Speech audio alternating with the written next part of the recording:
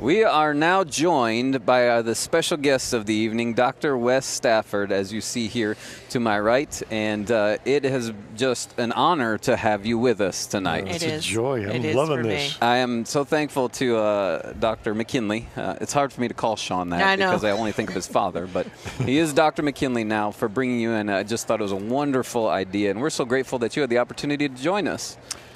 It's a thrill. I think Sean, Dr. McKinley, is a remarkable guy. What a great person to lead the children's ministry. And when I talked to you the other day on the phone, you had just gotten back from a major trip.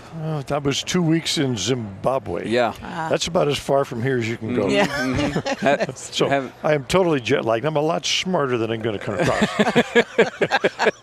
Well, that's pretty scary because he's coming across pretty intelligent already. So we don't know what we might get out of him. Dr. Wess Stafford is President Emeritus of Compassion International. He's an internationally recognized advocate for children in poverty, which is probably the main reason you're with us tonight. You have spent your life advocating for children in poverty. And he has written 2 books that are actually available here. They're not in the bookstore. They are at the Children's Ministries booth. We've got Too Small to Ignore, Why Children Are the Next Big Thing, in just a minute. He talks about how you can affect the life of a children in only a moment. So he's going to be on stage this evening talking a little bit about children, but we wanted to get him on here to talk a little bit about some of these books and his experiences. So Too Small to Ignore, I believe, was your first work, correct? It was, yep. And 2005, was it? 2006, if I remember right. And it shares some of your experiences that we think have really motivated you for these, 40-plus years of ministry you've had. And so talk a little bit about how you were formed in your earliest day. Well, that's the foundation of 45 years of ministry with Compassion. I think God had to make it real clear what I was to do with my life. I'm sure the angels, when I was being knit in my mama's womb, were like, he's not a rocket scientist. We're going to have to make it really clear. So I got to be born into a missionary family, Ken and Marge Stafford, and they were assigned to the Ivory Coast of West Africa. So I grew up in a little desert village on the Sahara Desert, 120 degrees, a typical day where I grew up. We had no electricity. We had running water, but it was me with a bucket between my knees, back and forth to the well.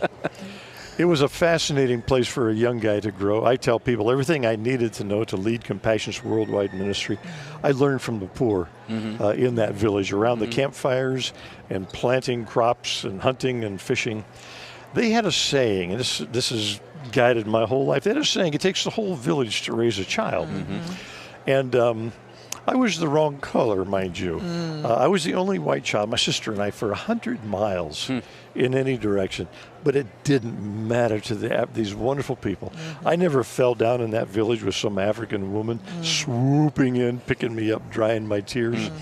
I didn't get away with a whole lot of mischief because I kind of stood out.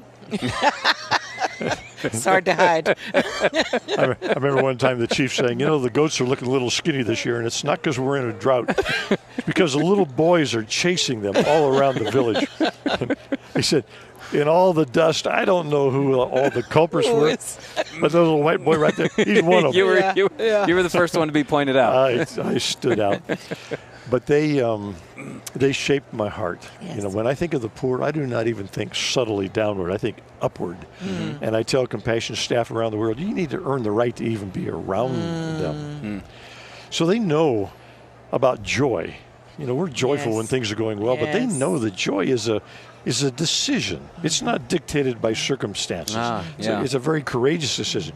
So is hope. And I learned to be generous. I learned to be strong. If God made you strong, it's not for you, it's for the weak.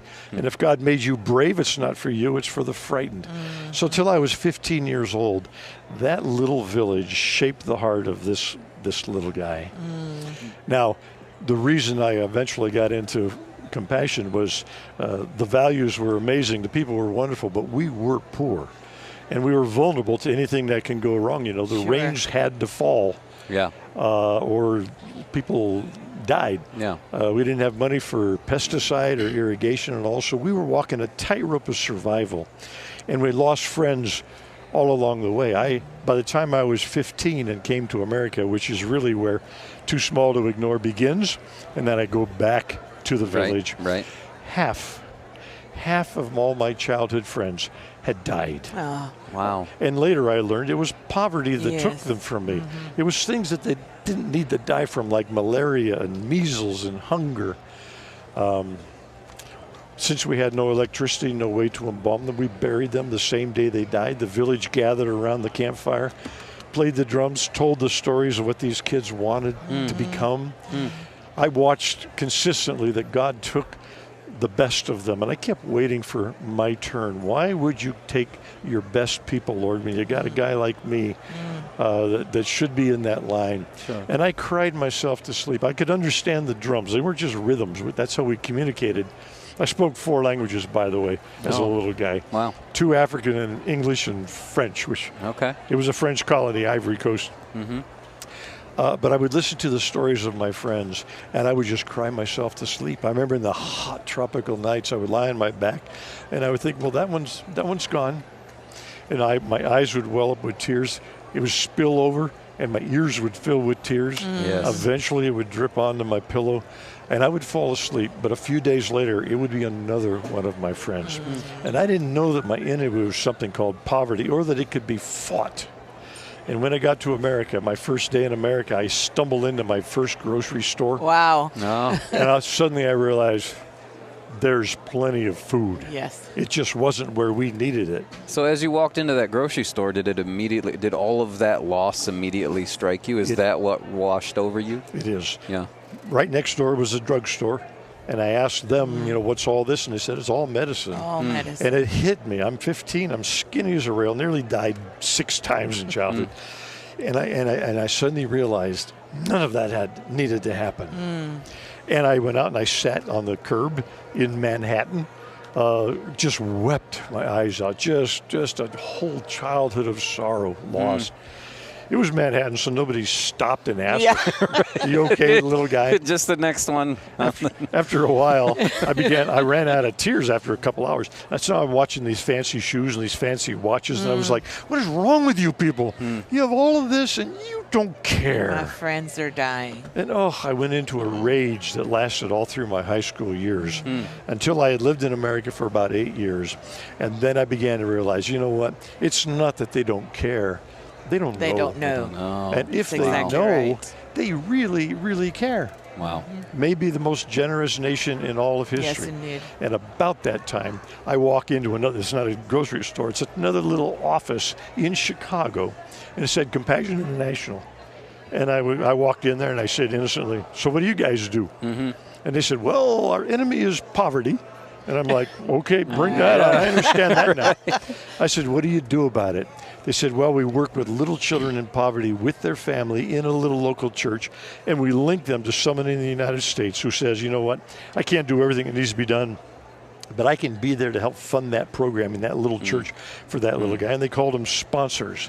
And I remember what a relief it was to hear that, because I thought, that is exactly what needs to get done. Yes. And now I don't have to go out and start an organization or work for the government.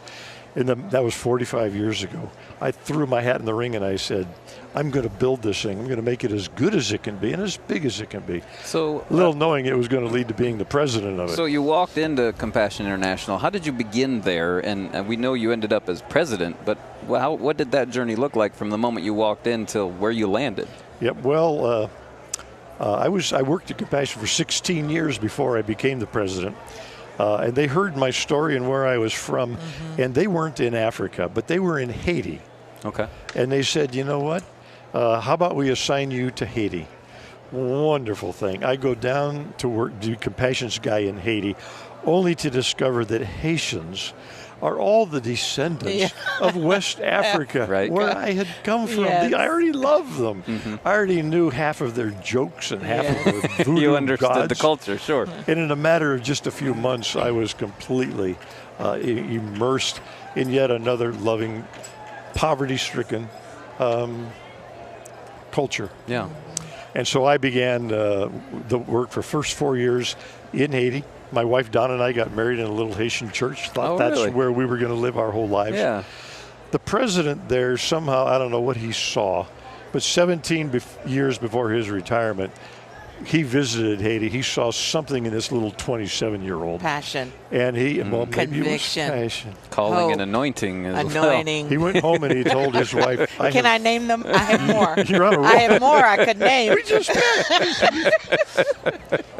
He said, I think I have found my successor. Oh. He didn't tell me, or I would have run the other direction. Yes. Had no interest. I didn't have a big enough ego for that, had no interest in that. But over those years, he orchestrated, get your doctorate, come work at my side for a few years, do the fundraising, direct the program, direct the whole thing. And then in 1993, he handed it off to me. And it had been so carefully orchestrated that the organization didn't take up. It went right straight forward. So I was president from 93 to 2013. Mm-hmm. And so your passion is poverty-stricken children. Was Compassion at that time focused on children, or was it a bigger overarching? Nope, they had always been. Was children. Our founder was a pastor, went to speak in South Korea, saw the children in orphans of the war, freezing in the doorways. His heart was moved with compassion. And so for the first 20 years, it was children, orphan children in Korea. And then they expanded into India and Philippines, and then eventually into the Caribbean and South America. And then finally, under my leadership, we found our way to Africa. Okay. East Africa, and then finally to West Africa. So have you been, I assume you've been able to even, I assume, provide something for the village you grew up in? I have. I have a feeling. You know what? I want to hear that story. They actually, when I was last in Africa, I was in Abidjan, which is 500 miles from my dusty little village. But they heard that I was speaking at a conference there. And they all, 40 of them, rented a bus. Oh, wow. And they drove 500 miles of dirt road down to Abidjan.